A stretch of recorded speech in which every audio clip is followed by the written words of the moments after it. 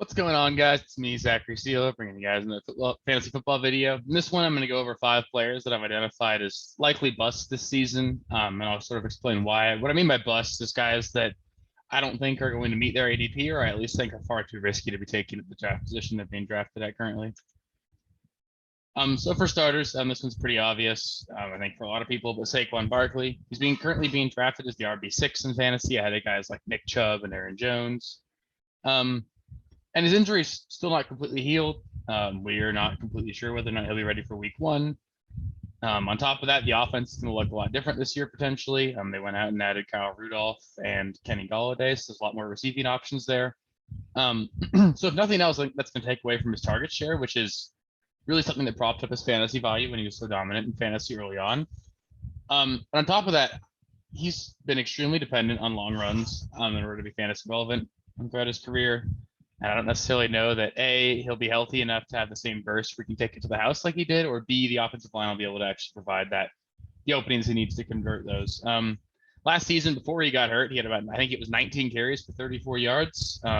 So he was averaging less than 2 yards per carry before he got hurt last year. I understand it's a small sample size, but it's certainly not encouraging. I also think that overall, I don't think that this offense is going to be extremely prolific by any means this year, so I don't think there's going to be very many scoring opportunities for him. And it's just something that I'd rather.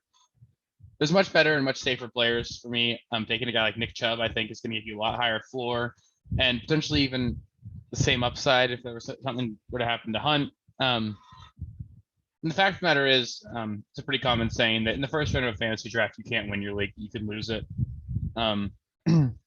Taking Saquon Barkley won't win you your league, even if he finishes as RB1.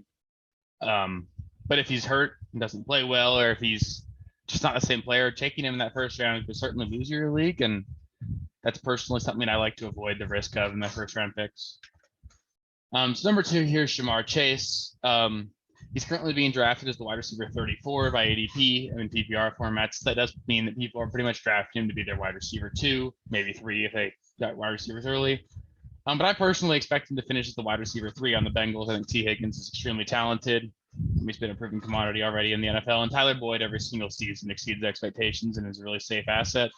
I personally expect him to finish in order of Higgins, Boyd, Jamar Chase, but I think Boyd could easily finish as wide receiver 1 Cincinnati. I also think it's reasonable to expect the Bengals offense to try and be more run heavy this season. Obviously, they fell behind a lot of games last season. It meant they were throwing the ball more than anyone else, and as you saw, Joe Burrow got hurt because they have a horrible offensive line. So I think they're going to do their best to get mixing the ball more involved early. I think that's just going to sort of limit the upside of all these receivers. Statistically speaking, it's extremely rare that 3 receivers finish inside the top 50 at their position on the same team. And there are 3 receivers being drafted inside the top 50 here. I'm not saying Jamar Chase will finish outside of the top 50, but I don't think he's going to nearly meet that wide receiver 24 ADP. As all of you probably know, at this point, he took a year off of college football before being drafted this year with the 5th overall pick.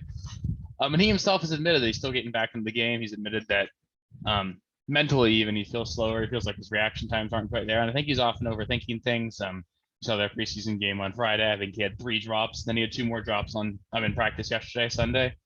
And I think he's an extremely talented player. I don't expect those drops to continue over time, but I think you're going to have to wait quite a while to be for him to be fantasy relevant if he does emerge, and that'd be probably in the second half of the season.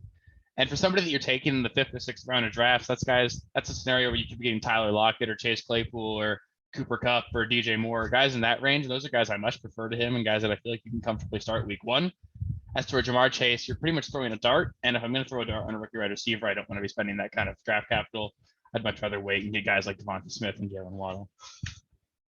So next guy here is Ezekiel Elliott. He's currently being drafted as the RB5 just to have Saquon Barkley. Last season, he clearly looked slower. He had fumbling issues, and he really just wasn't himself. And one could argue that was just a product of the offensive line being banged up and Dak being gone. But the fact of the matter is, to me, just the eye test, he didn't look like the same prolific runner that he had been early on in his career. He doesn't seem to have that same kind of burst. I know there's reports out that he just came into camp in better shape this season, but you always hear those reports with players. They come into the camp looking like they put in work in the offseason. I don't really tend to believe that until I see it on the field. I personally think that Tony Pollard is an extremely talented running back, and he can do a lot with the ball in his hands. I also think he's a really talented pass catching back, and I think there's a legitimate shot of him sort of stealing snaps from Ezekiel Elliott, especially on obvious passing situations. And just that risk makes Elliott not necessarily worth it for me as a top 5 running back. The defense in Dallas is going to be really bad again. Probably, obviously, I can't guarantee that, but I expect the defense to be poor this season. That's going to mean they're going to pass the ball a lot. Obviously, if you're a pass-heavy roster, it's hard to get the ball in your hands very often as a running back, and I think that's going to be something you're going to run into with Ezekiel Elliott a lot. I think he's going to get game scripted out of games, and I honestly just don't know how talented he is anymore. I obviously could be extremely wrong here, but he's a guy that, again, I would much rather take a Nick Chubb or an Austin Eckler or an Aaron Jones or even Antonio Gibson. I know I'm personally in the minority on Gibson, but I'm a huge fan of Gibson this season. Or even Najee Harris. I think there's guys that are going to get the same volume and just have more upside and are more talented, and I think are on the up and up in their careers. So I think Ezekiel Elliott's on the downside. So another running back I'll put in here, it's Miles Sanders. I guess I really did do 3 NFC East running backs, but with Miles Sanders, I think that Jalen Hurts is going to reduce the volume of the rushing attack for all the running backs in Philadelphia. That's something you often see with running quarterbacks. Is it's a lot harder for running backs to get volume, especially in the receiving game, because think about it, if you're a running quarterback and play breaks down, your options of checking it down or just running it yourself is often much easier. It does look like it's going to be more of a committee than a true workhorse situation in Philadelphia. We all know that Boston Scott's going to get some work, and they drafted a rookie who looks in line to get some snaps. Miles Sanders is still going to be the RB1 in Philadelphia, but he's had some drop issues in camp, and I think that's where you're really going to make your money with him, is getting the receiving volume. And as I touched on previously with Jalen Hurts, I think the volume is going to go down, and then if he's less efficient with the volume he gets, that's going to be a whole other step you're losing. I don't expect this offense to be very prolific. So I think there's going to be really minimal scoring opportunities overall in this offense. I think that Miles Sanders is certainly draftable, but I think he's going to be a low-end RB2, and he's being drafted around that RB 18 to 19 scenario. And I think there's a lot of scenarios out there where he just slides a lot below that. He's going to get enough volume to be fantasy relevant and startable, but he's not somebody that I'm looking to spend a true draft capital on. I don't think he's going to be really very real difference maker for you on your roster. And lastly here, I'll go to Mike Evans. He finished the season last season with 13 receiving touchdowns, many of those coming from the 1 or 2 yard line. I think for that reason alone, you can expect some touchdown regression. He just finished as the wide receiver 8 in PPR formats. He's being drafted as wide receiver 13.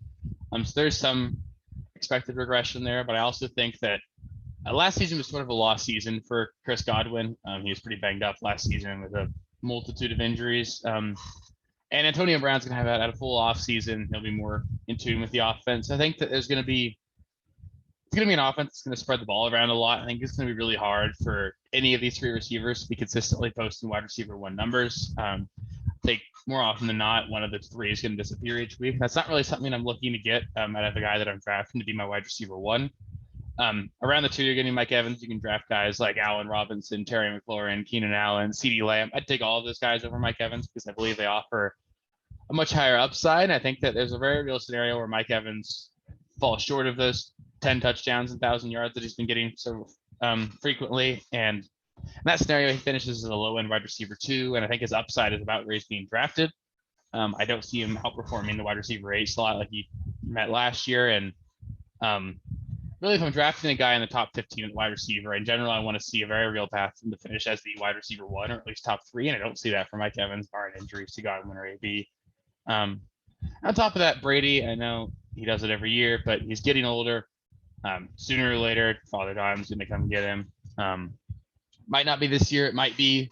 But if it is, then you've got a receiver in a crowded receiver room with a quarterback who's lost a step. That's just not something that I want to be banking on this season. I think that there is a scenario where Mike Evans is perfectly fine this season, but I don't think he's going to exceed your expectations, and he's just not someone I'm drafting in main drafts. So with that, that'll be it for this video. It's a pretty quick one. So those are 5 guys I'm looking to avoid this season. If you disagreed with any of those 5 players, please let me know in the comments below. I love having conversations about that. If there's any other guys that you guys are avoiding in drafts, let me know. I'll have a conversation about it. If you like this video and want more content like this, please feel free to like and subscribe and click the bell notifications when I upload. Next couple videos will probably be talking about more auction stuff because that one seemed to do pretty well, and you guys seem to like that. I'll go into some best values I've identified in auctions and guys that I'm really looking to leave every auction draft I do with. So thank you guys so much for your time, and I hope you guys have a great day.